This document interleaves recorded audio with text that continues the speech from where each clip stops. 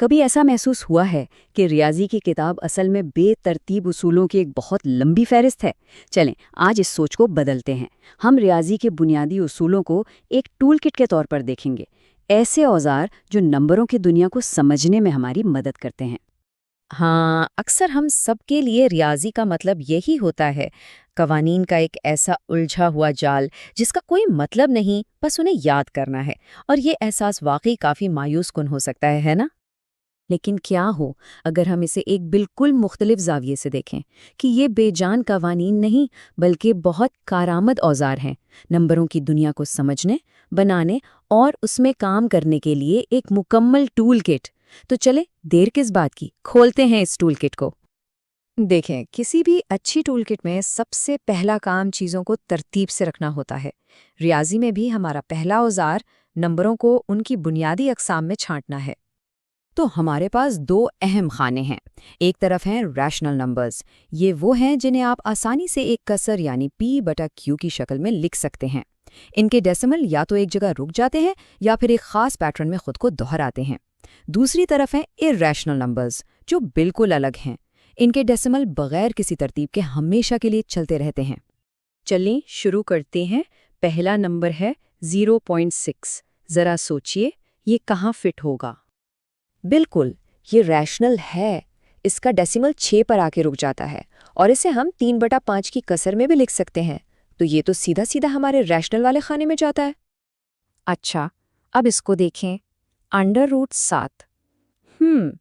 یہ تھوڑا ٹرکی لگ رہا ہے۔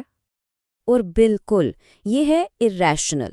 آپ کیلکولیٹر پر چیک کریں تو دیکھیں گے کہ اس کے ڈیسیملز بس چلتے ہی جاتے ہیں، بغیر کسی پیٹرن کے، ایک دم غیر متوقع۔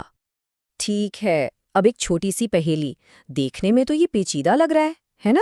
اور اس میں ایک irrational نمبر بھی ہے، تو کیا پورا جواب بھی ریشنل ہوگا؟ لیکن یہاں ایک دلچسپ موڑ ہے۔ جب ہم الجبرا کا ایک سادہ سا فارمولا a² - b² استعمال کرتے ہیں تو یہ پوری عبارت حل ہو کر صرف 2 رہ جاتی ہے، اور 2 تو یقینی طور پر ایک ریشنل نمبر ہے۔